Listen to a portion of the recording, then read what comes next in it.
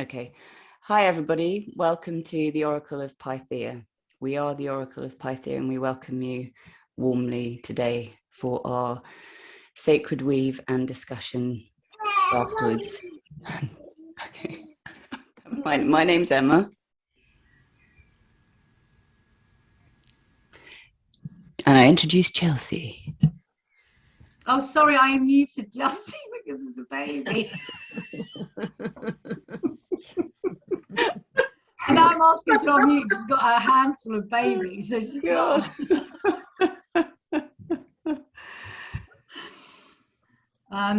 Shall I start again? Yeah.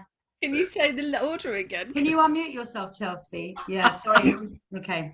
Okay, so it's me, Chelsea, Linnea, Joy, Sarah-Jayne, Sarita. Thank you. Okay. Prep? Ready? Yeah. Okay. Hello, everybody. Welcome to the Oracle of Pythia. We are the Oracle of Pythia, and we welcome you today for our sacred weave and the discussion that we'll be having afterwards. I'm Emma. Chelsea. Linnea. Joy. Sarah-Jayne. Sarita. Welcome. So this evening we've got a lovely weave for you based on, well, in response to the question, how do we perceive reality? And we've each undergone a particular shamanic practice to receive information from the earth serpent, and then we all gave our information to Sarita, who created the weave with the earth serpent herself for today. So we'll begin with Linnea reading the history, and then we'll move to the weave. Linnea. Thank you, Emma. Now is our time of transition, individually and collectively, within the liminal space of becoming. We, as Pythia, come together to offer wisdom teachings from the earth serpent herself, Python. Our wish is that utterings will assist you on your unfolding journey as we work together to co-create a world born of our deepest, most loving visions. Each of us has been trained in the ancient oracular art of seership, and as we bring forth information from deep within the earth, the invitation to you is to allow the collective weave of our seeing to meld with your being in whatever way serves you best, in this moment, in this space, and in this time.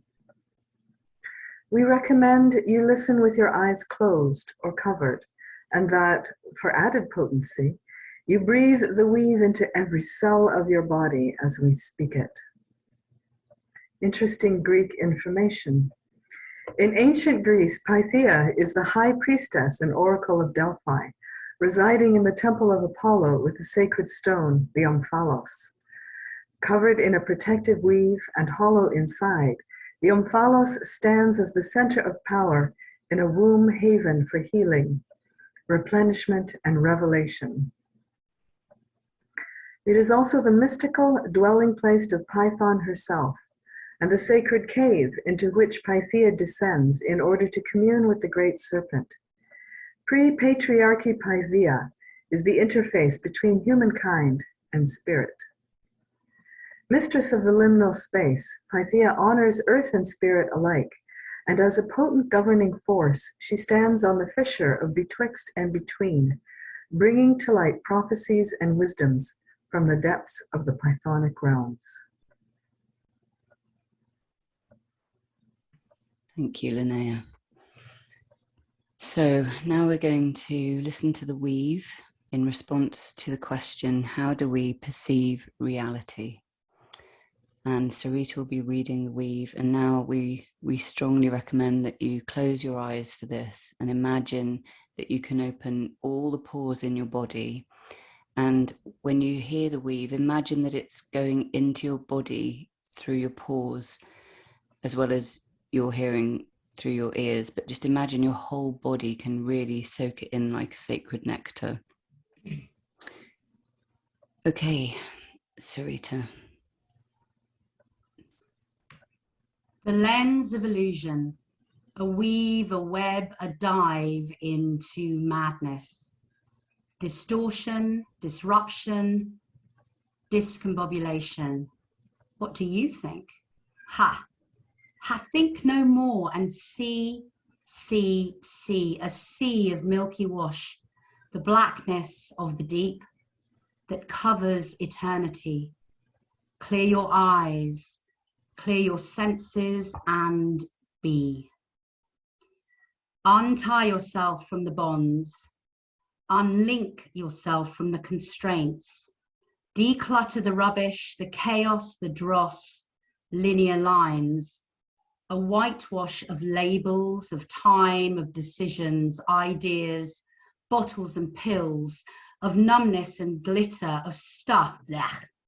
Stop handing it over to the jailers and absolve yourself. Free as a bird to fly with wings, made of silver linings on the winds of the divine. Cling not to the mirrors of disruption, to the cages of fate, to the vacuum of intelligence. What rot!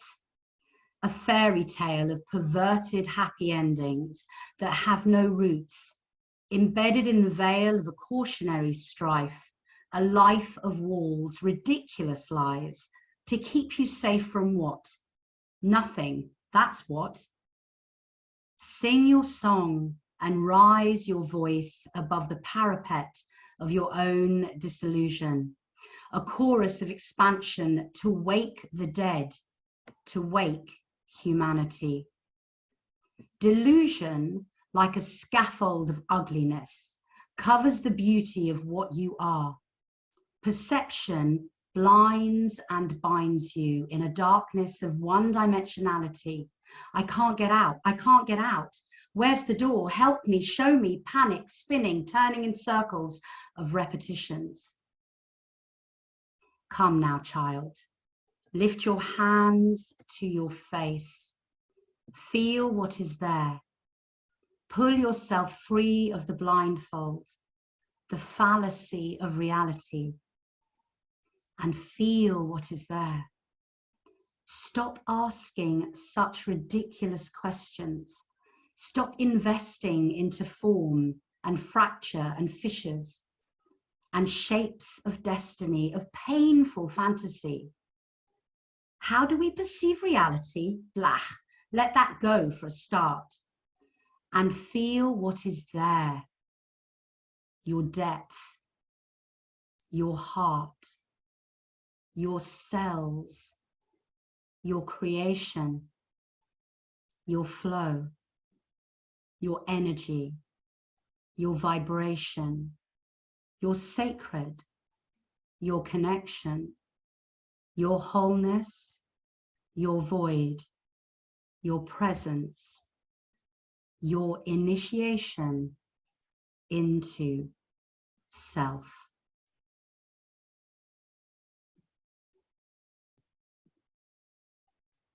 Thank you.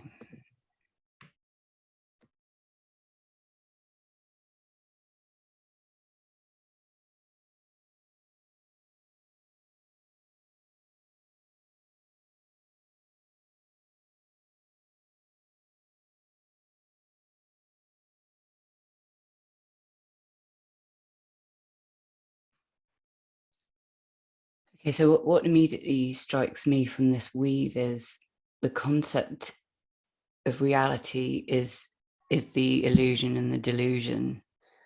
And the way it talked about the scaffolding holding up, what was it, something about keeps away is like, it's like an ugly barrier is what I got from it, from the beauty within us. And that reminds me of the systems that we're in, that this is all just scaffolding put in place to control people. And then if we let all that go, just those final words were such really potent for me. It's that initiation into self, which of course we're all avoiding through our modern world and consumerism and immediate satisfaction with absolutely everything. And obviously massive addiction to technology and other things. And Yeah, that was really powerful for me, that initiation into self, because actually, first and foremost, we're all seeking connection, but we're seeking it elsewhere from this funny old scaffolding that's rusty and not really doing a good job. And yet, if we truly deeply connect with ourselves and let that flow, we understand we're connected to everything. And then reality, who gives a toss what that is really? Because we know it to be whatever it is for us. That's my initial, the initial things that have come to me.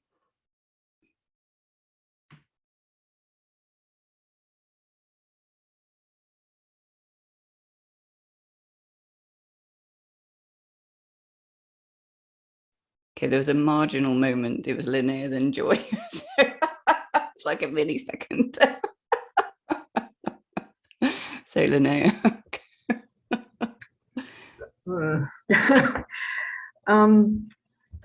It really struck me at the end of the weave that what we have is ourselves, and the advice to reach and connect and be more in ourselves is that that's the doorway into everything. And yeah, just that, I think that it's the subjective experience of life that will connect us to the energetic world, or the beyond material world. Because, I mean, this is a bit of a debate in environmental history, right? Is everything culture? Is everything our conception, our idea of it? And then it's like, well, run your head up against a tree and you're going to hit a tree. So that tension between, is it all in the subject, or where do we go with that? But the message that I got is that we know it better through the subject, through ourselves, than through anything else. Thank you, Joy.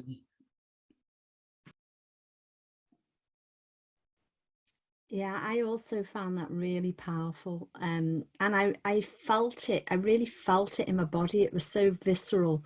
I almost found myself holding my breath, and it felt that I could feel that constriction with the first part of it, the cage and I think there was one part that it mentioned jail, stop handing it over to the jailers. And I could feel around my solar plexus getting tighter and tighter. And it just felt, how we can be on this hamster wheel and just, just forget about what is really true and important. And I just wanted to mention how I felt it so much in my body. And then I found myself, towards the end, when it was feel what is there, your depth, your heart, your cells, etc. I felt myself just sort of really breathing out and relaxing and really embodying that. And I was just aware of the contrast. Really felt that in my body. Thank you. Thank you, Sarah-Jayne. Yeah, I really felt that in my body, in my heart, actually. Felt like it really land in my heart, and just the energetic field of my heart and the physicality of my heart just expanded. And I'm really with that expanding resonance. And the line of take your hands to your face, there's something about that coming to self that you all mentioned, and it is so vital. And how we all, I'll speak for myself and many work with, but it's like, we just avoid, it's like everything but all that external yearning, churning, longing. And it's just like, what if we did just come to this, and the softness that allows, and that, it's here, it's here. So yeah, I'm really that's kind of moving through my cells right now, landing. Thank you. Thank you. You just reminded me of something I was listening to last night. by a woman that teaches sexual pleasure and as self-care, and she quoted Eckhart, is it Tolle or Tolle? I don't know, but anyway, him, and which I hadn't heard before, saying, and he was quoted as saying, I am my body, not I have a body. And yeah, that sort of stayed with me today, thinking, yeah, the way, and with this weave, in terms of everything is so external. We've totally lost that connection to ourselves en masse. How the hell did it become like that? And even something as simple, which I'm really enjoying at the moment, like walking through the country lanes and listening to the birds without a phone or without anything, just me and nature, and I might bring a drum or whatever. But just that connection brings us back to ourselves. And you can even just sit in the garden with a cup of tea, doesn't matter where you are, and or yard, or look out a window, whatever, and you can look at the sky. And yeah, that, and suddenly in these last quite a short space of time, really, we seem to have, so there's so much soul loss, there's so much disconnection from who we are, but just with ourselves, let alone the rest of us connecting with everyone else. And that seems so vital. And I think this is why, for me, this is such a potent weave, and that it is like a descending, even the way, the way that you were reading it, and my visual was like a kind of a whirlpool going down and down, down, and really descending into the self. And how has that become so scary, and how have we become so detached from, I mean, we know the answers, obviously, with everything going on in the world and mass bombardment of advertising, etc., and the systems, but that's the quest. That feels like that's the sacred quest for everyone, to come back. And maybe with like the cost of living going up and the fuel prices and the gas prices, which it's going to become extortionate, maybe that's the only answer that we'll have, and that's how things are going to start collapsing, and we'll return to who we are. I mean, I don't know, that's a guess, but a hopeful one. Sarah-Jayne. It's interesting you say that, because that then brings up what this last 2-3 years has really highlighted for many, is that we've been on such this rat race of like spinning, and you say it, and I could really feel that in my cells as you were reading that part, the panic and the must have this and da da da da, and it's just like when everything stops, and the world has stopped for a while, how so many have then sought, or there's been this huge kind of, some going further and further into the spiral of like addiction and abuse and all that kind of thing, and then others that have taken the opportunity to change the spiral and change it into a look at self, and to change the way they're interacting in the world. So I do feel that that's happening, but when reality is shifted out of our control, which is what's happened, because we are under the delusion that we have control of life. It's just, I think it's got another agenda for us, really. There's something really about that, isn't there? And I do feel that that's a really big question for the collective right now, and it's very on point. And yeah, always self-sovereignty, coming back to self, breath, body. Yeah, thanks. Thank you. Chelsea.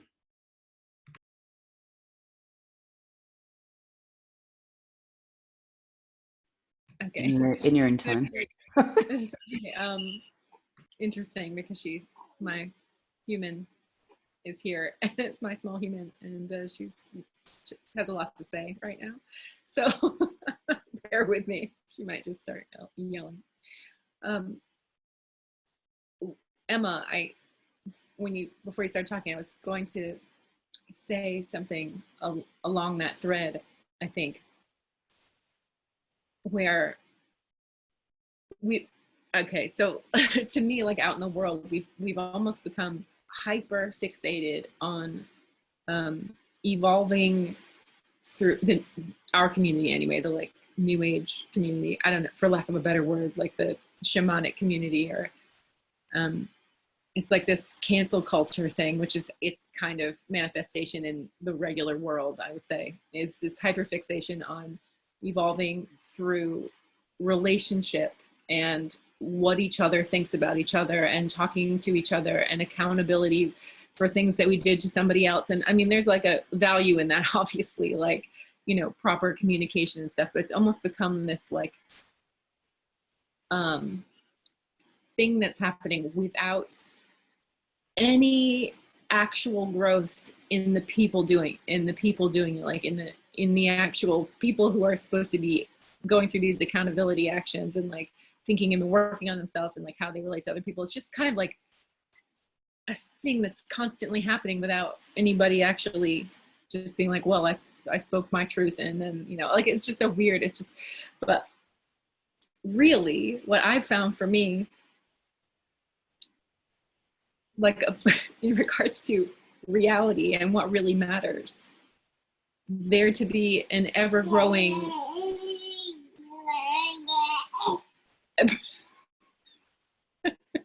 absurdity to these things.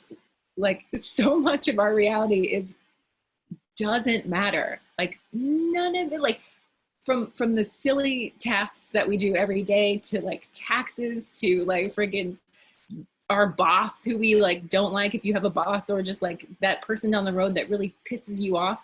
And I'm just like, just stop talking to them. Like, rather than like go through these processes where you're like, oh, what does it mean? And I'm growing as a person because I've like, where's that in me and all this stuff. It's like, this is, we are caught up in these minutiae that are distracting us from the fact that we are here, embodied, living and breathing, and we came here for a reason. And we get like really caught up in these little things that all come from ego, like all of it, except for taxes, which comes from our overlords. The structures that are set up to, like, you know, entrap us. And there's something, I have spent a lot of my life just not doing stuff, or doing stuff because of like what people think. And it sounds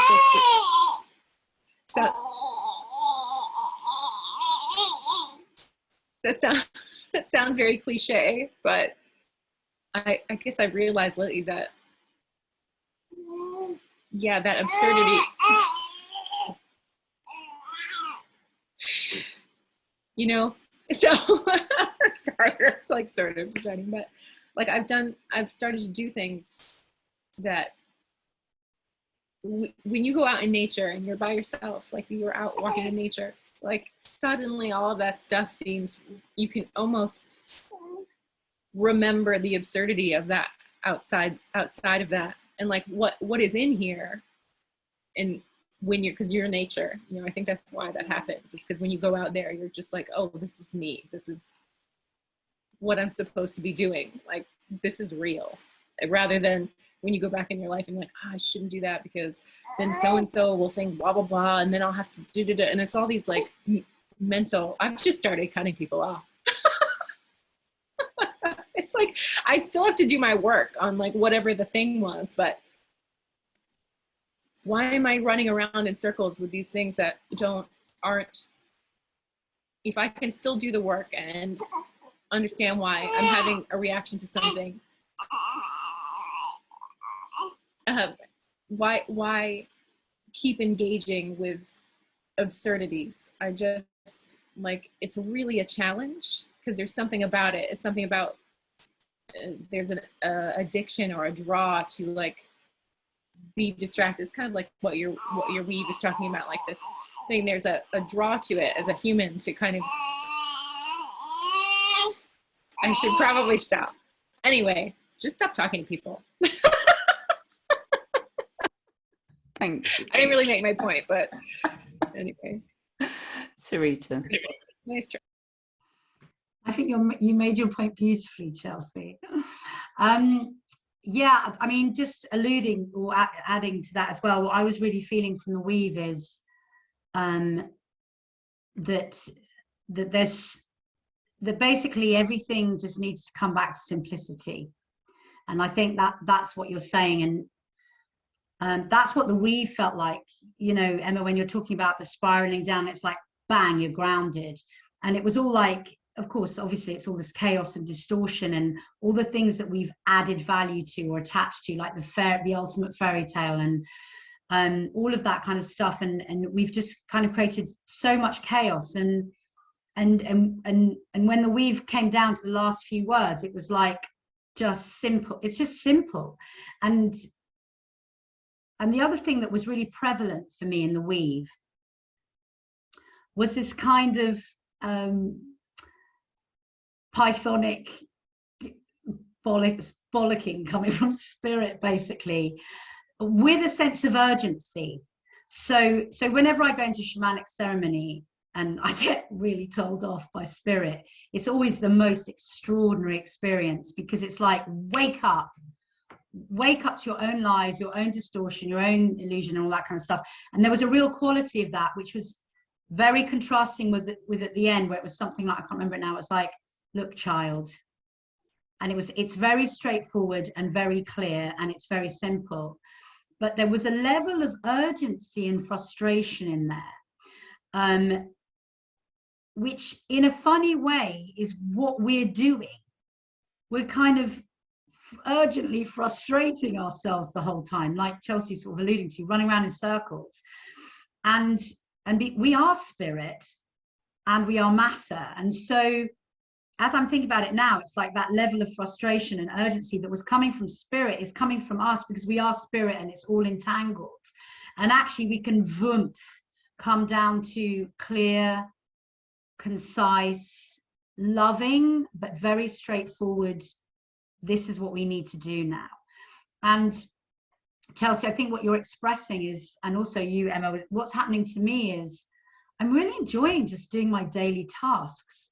And I'm finding myself slowing down, and we've just been talking about the eclipse energy before we started recording, and like all of us are just like, oh, what's going on?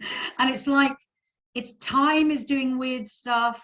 Realities feels weird, and it's almost like none of us know what reality is anymore. It's like the whole disinformation information thing.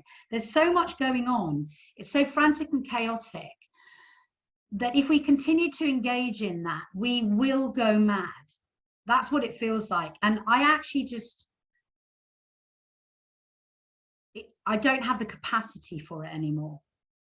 So I don't know if that's my capacity is becoming more aligned to something else, or my capacity is sort of getting smaller. I don't know how I mean that I don't have capacity for that, because that's still unfolding for me. But I'm finding with everything, even healing, everything, my day-to-day life, my meditation, simplicity is becoming what I long for and what I'm doing more of.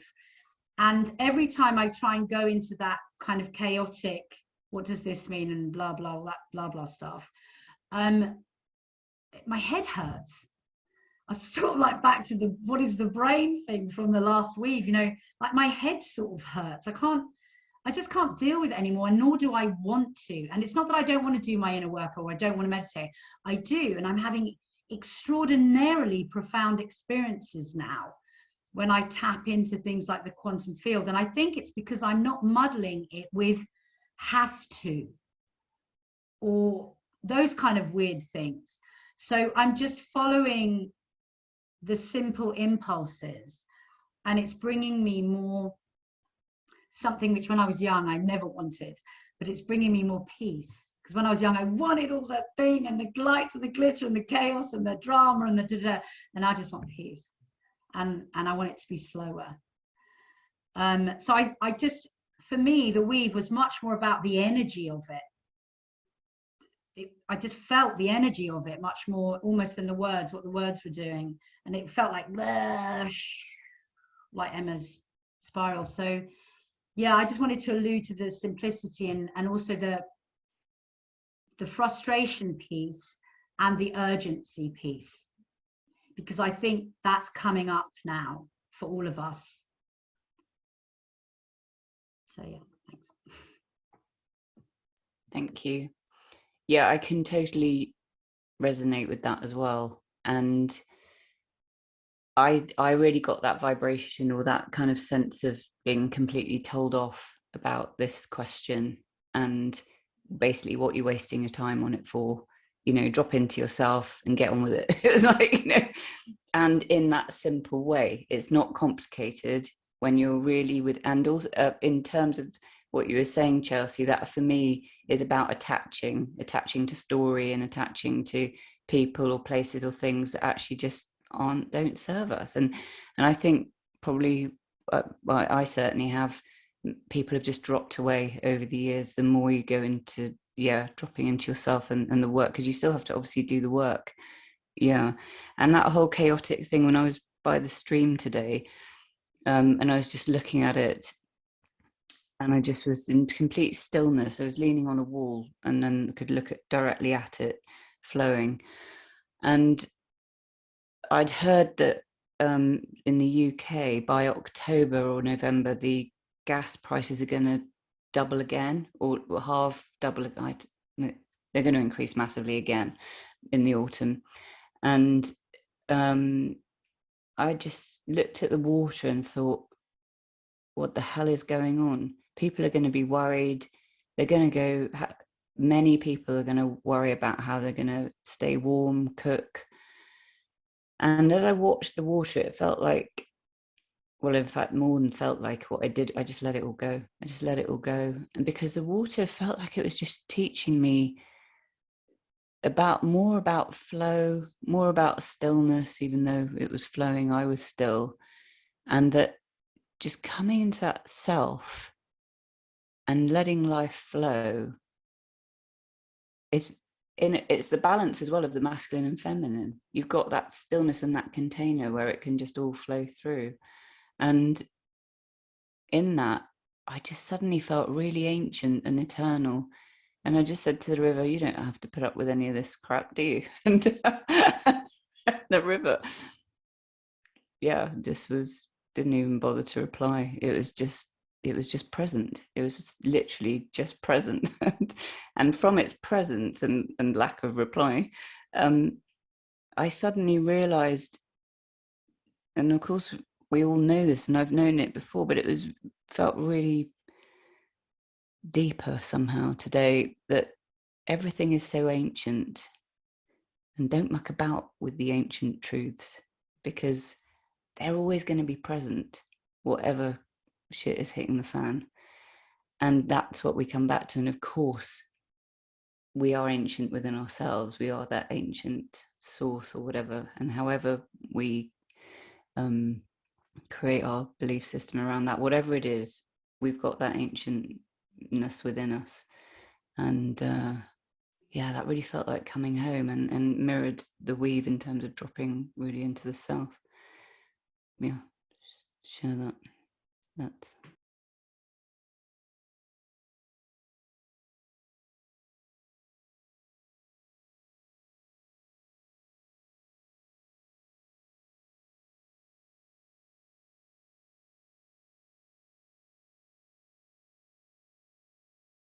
go for it, Chelsea.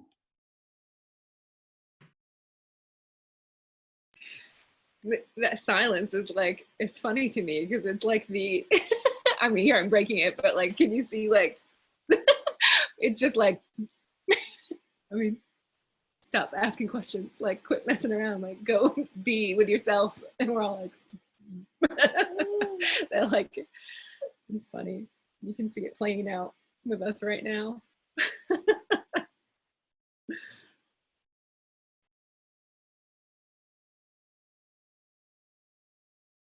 Yeah, and for me, that really opens up my heart. It opens up to connection. I feel deeply connected to you all now. We're all having this shared experience, and we all know this place within us, and we're all present there. And that's so loving and connecting. And when we get, in the society we all live in, bombarded with all this stuff that makes people and us think we're connecting and attaching. And actually, that's the illusion, that's the delusion, that's the madness. I think we're already in it, Sarita. I know you're saying that we can head that way, but I think the madness is already kicked in. And that's why we're seeing community starting to shift and create new things for themselves. And there are shifts happening. For me, the question is, are they going to happen quick enough before we kill ourselves? You know, I don't know the answer to that. I think I do in my head, but I'm not going to say it.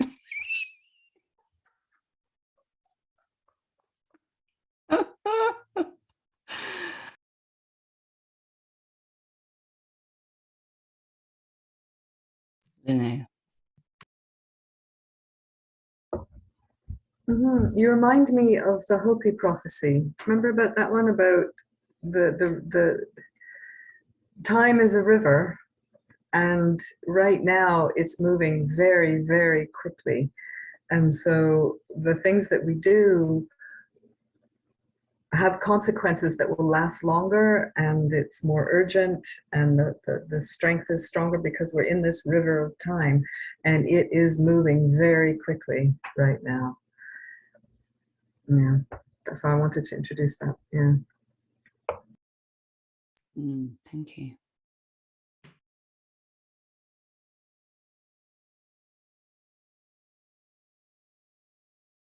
Which makes the desire to kind of bob over to the edge and just be still for a little while and kind of turn in an eddy, you know, very appealing. Yeah.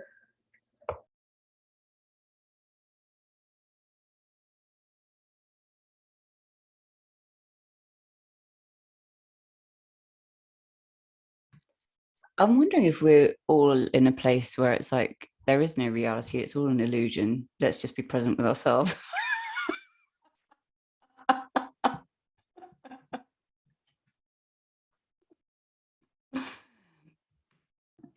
Sarah-Jayne. I'm really with that, because I'm just sitting here with the door open, listening to the birds and being very with you all in my heart, and that presence and feeling, you know, actually there are no words, because it is in presence, and the simplicity to which you spoke of, Sarita, I long for, because it's in the simplicity comes truth. And there's this softening and this opening and this just beingness, and everything else just slides away, and there's just simply is. And that's kind of what I'm with, and it just feels delicious and divine. That's really yummy. Joy. Yeah, I also feel in that very peaceful state, almost a reluctance to speak, really. And just going back to what you were saying, Emma, about the river and the water just flowing, and the container of the river, and how that we strive and strive and strive, for a lot of people most of their lives, to have that, you know, where does it say, the fairy tale, the perverted happy endings. And then when they achieve that, or we achieve that, it's almost like, oh, well, what now? What I thought was going to make me happy actually hasn't. And then we think that that striving and striving and striving are going to create that container for the river to hold it, but actually it doesn't. It just falls apart, and it leaks, and it evaporates, and it doesn't flow in the right direction. And the only way we can actually strengthen that container for the river is actually to just be. And all the other things and that were mentioned at the end, you know, breathing and just being, and being in nature, and that's what'll strengthen our container, not the striving. And yet, you know, I mean, I'm sure we've all had that perceived outcome of the happy ending, the fairy tale ending. Even the old fairy tales, it's always once upon a time, and they lived happily ever after. But we, you know, we have that perceived ending, and actually, yeah, when we get there, it's actually, you know, I'm sure we've all met people who have been in jobs they hated and they've worked at for years and years, one example, and then you know, they they get their retirement, their lump sum that they've strived for, and then become really ill. Or it's almost like, oh, well, what now? And yeah, it's letting go of that perverted fairy tale ending and just being in the moment, isn't it? And as a couple of you said, just simplicity and being and presence, being in the present.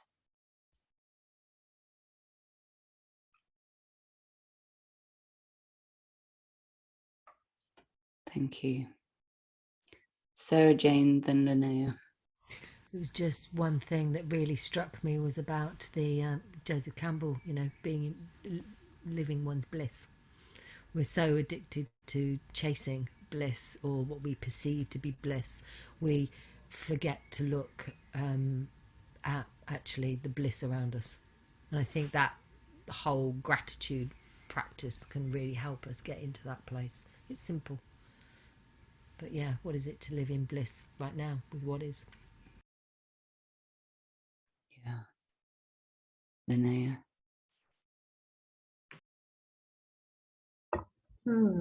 Yeah, I'm going to be a bit of a devil's advocate here, because I've been really poor at various points in my life, like really impoverished, living on welfare in Ontario, okay, which has not, and a single mother of twins. And I think right now I'm extremely fortunate to be materially at ease. Okay, to honestly not really worry where my next meal is coming from, or where the next meal of my children is coming from. And when I was at that place in survival, you want to watch how hard I was working, because it wasn't an illusion. It was, I need to feed my children. And I don't know, I'm a little wary of this idea that at that point of my life, I could have just kind of gone, oh, it's an illusion, I just need to follow my bliss. And, I was cleaning people's houses, it's like, I don't know. So at the same time, to be fair, it was a very happy time of my life, because I knew I was doing something that was really meaningful. Like all that hard work was like, well, that meant a lot. It meant a lot to me and to the people that I love. So before I would really say that that it really is such an illusion, I think that there's a materiality that we can't avoid. And that's all I want to say, that we can't really avoid it, so yeah. Thank you. I think just following on from that,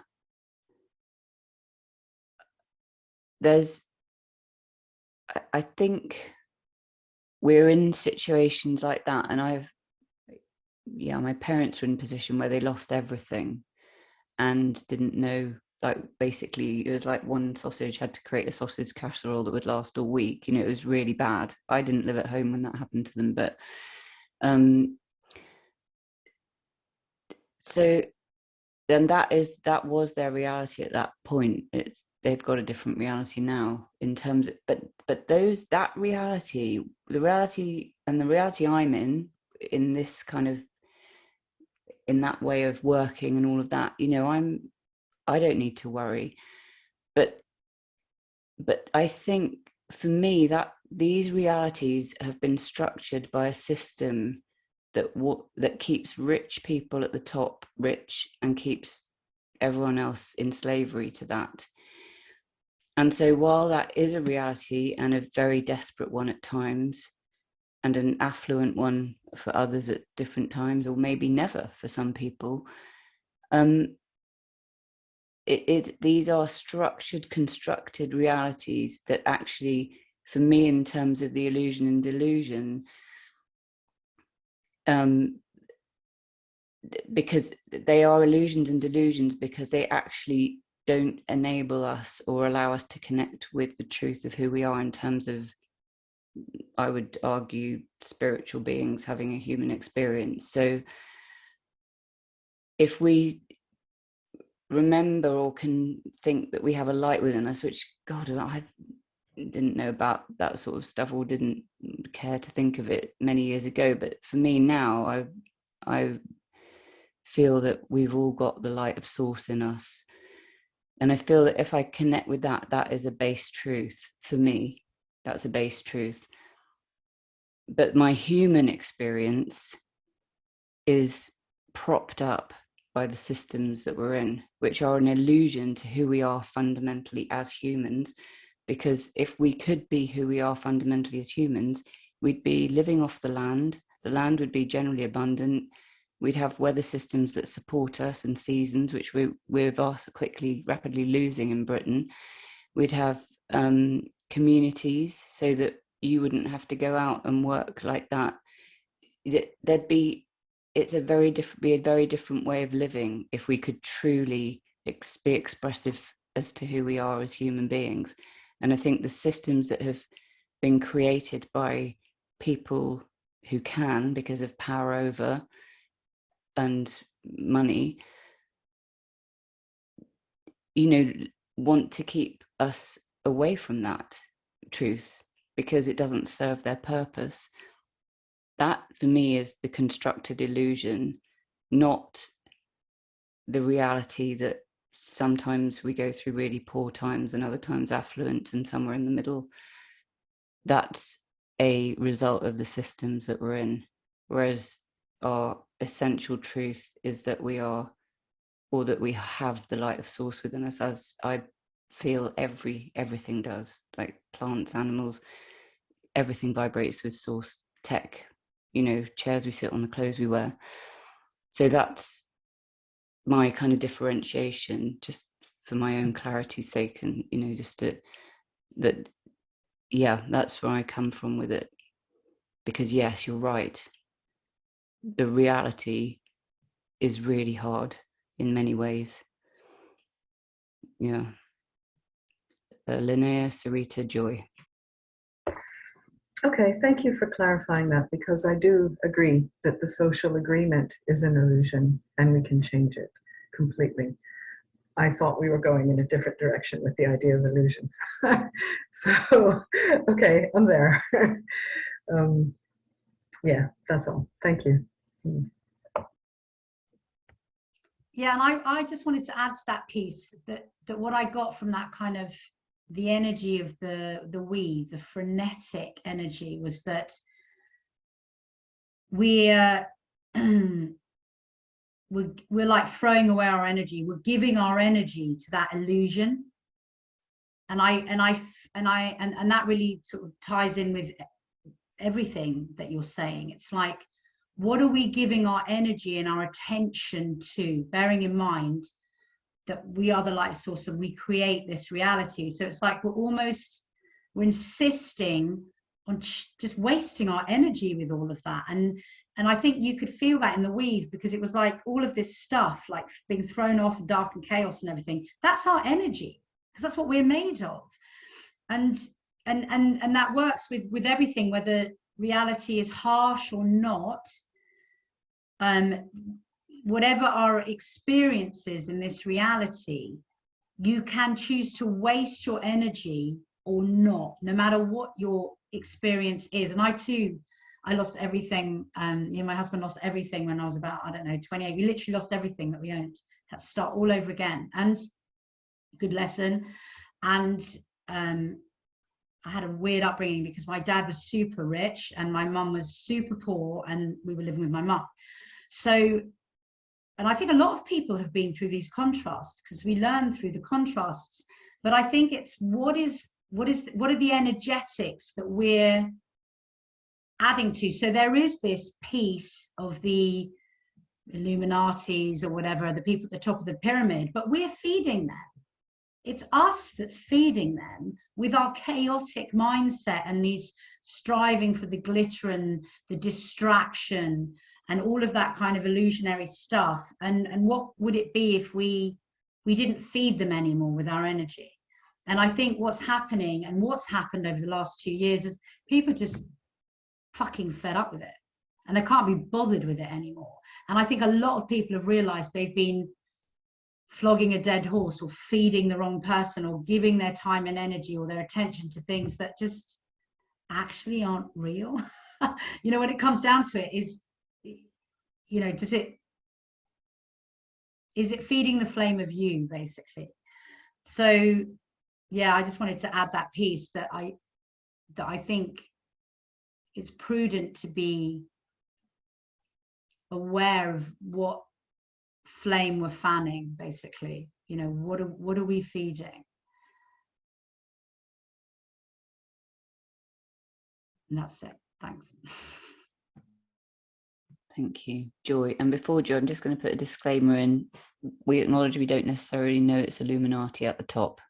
Disclaimer. My disclaimer is, yeah, I think there's levels of things going on. Anyway, I'm disclaiming myself. Yeah, just to follow on from that, and you know, and I can really relate to what you were saying, Linnea, as well. And you know, I was a single teenage mum, and living in a grotty bedsit and working really long hours just to keep a roof over my baby's head, and to, you know, I never knew where the next bit of food was coming from. You know, it was real poverty. And for many years I worked in soul destroying jobs I didn't like, just to feed my children and to pay the bills. And at some point I just, you know, I just felt, I don't think I would have described it as soul loss then. Well, I know I wouldn't, but I realize now it was soul loss. And it wasn't till that I stepped away from that, not my children, the actual, you know, the type of jobs I was doing, and just, I remember it reached a point that I thought, I can't do this anymore. I can't do this anymore, this type of work. And I just walked away. I decided in that moment I was going to walk away from those type of jobs. And I can remember thinking, shit, I have no idea how I'm going to pay the bills next week. But I felt like a weight had just been taken off my shoulders. And from that point, my life took a different trajectory, and opportunities opened up, and I ended up on a completely different path. And everything just seemed to flow, you know, because I did actually step away. But at that point when I stepped away, I didn't know how I was going to pay the bills. So just wanted to share that, because it took on a completely different energy. And yeah, that's it really. Thank you, Linnea. And then I'm just going to acknowledge time check. So we've got a few I have minutes. this big dog chewing on my hand that I need to put outside, so I'll be right back. Okay.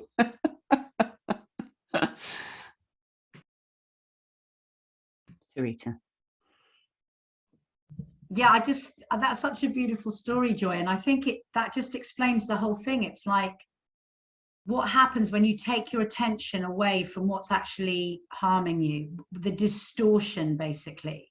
So the illusion, I guess, okay, you were in real poverty, but you were under the illusion that you could only survive it by doing things that you didn't want. So you were kind of giving your energy to this distortion and distraction and darkness and chaos that just didn't align with you, you know. And then the minute you acknowledge that you're who you are, that, you know, that you are the light, and that you're worth enough that you could do something that you enjoyed instead, you know, that was your decision, you weren't going to do that stuff that you just hated, then you weren't feeding the thing that you hated, you know. And it all just started to, and I think that's the whole thing, is that we all have the ability to change this. That's the point. And and when you change your own, when you change yourself, when you come back to self and you come back to that, that actually has a knock-on effect. Because what happened was, you know, how do we perceive reality? Joy changed, she came back to self, and reality changed in accordance with her coming back to self. So it's just like, well, there you go then. And that's where the urgency is coming, and the desperation and of the weave, because it's like, it really is, it's as simple as making a free will choice, basically.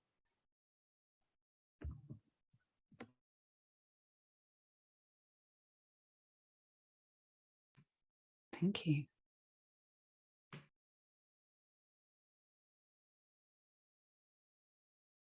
Does it feel like it's come to a natural end there? Yeah. Great. Okay, so we're going to sum up with a sentence or two from each of us before we bid you all farewell. So Chelsea, summing up the weave in response to how do we perceive reality? Go girl. Yeah, you.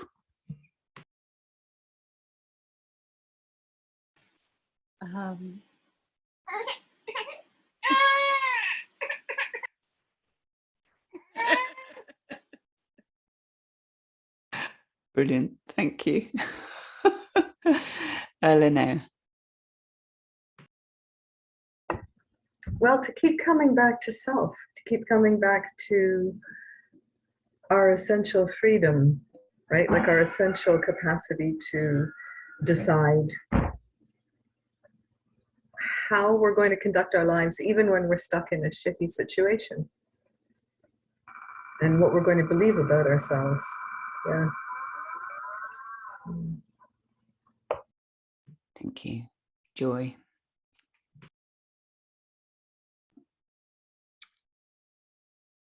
Keep coming back to simplicity and nature and trusting.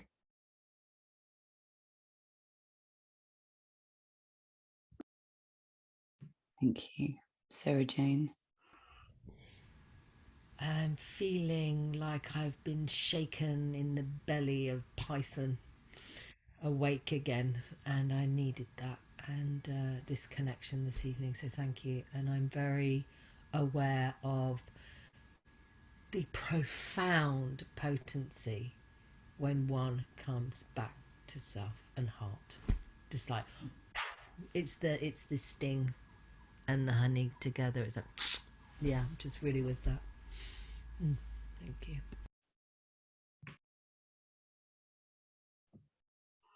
Yeah, I think I'm coming back to the energy of the weave again, and your beautiful spiral.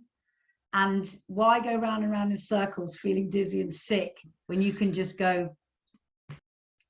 So it's like the simplicity, but it's also like, it's a point.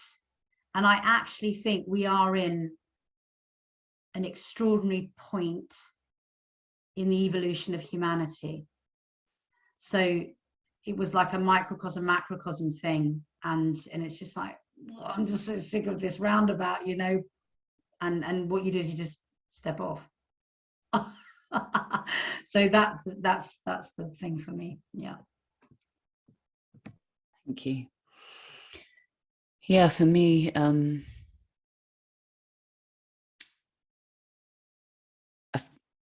I suppose I feel that we perceive reality through our sense of self. So if we can come back to self and we have a good strong sense of self, then that's how we perceive reality, and maybe that comes in through our senses, and that can be different at any given moment, let alone with the different ebbs and flows of the life that we experience. And what coming back to self does is, I think someone's already said it, but it opens the door of freedom. It's like, there's that book, isn't there, by, was it Frankl? Somebody's written a book called I Know Why the Caged Bird Sings, and it is because the concept that we are entrapped by these structures around us, but actually when we come back to self, we're free.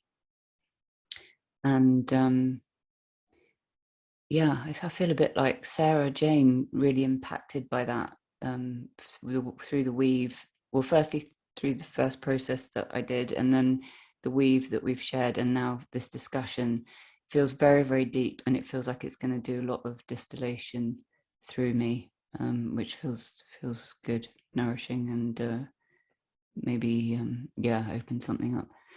Yeah, so that's my final words.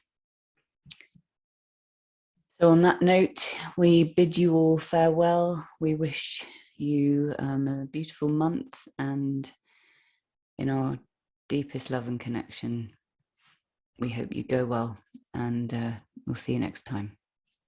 Thanks for listening. Bye-bye.